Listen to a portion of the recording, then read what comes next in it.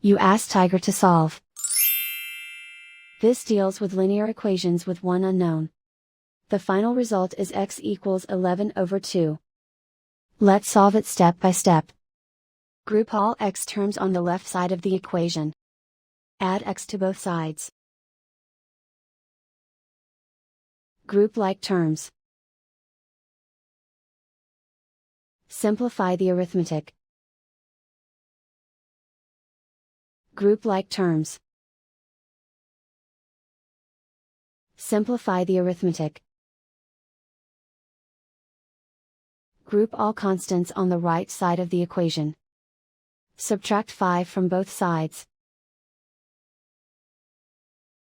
Simplify the arithmetic.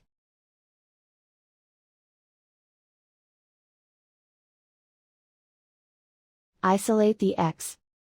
Divide both sides by 4.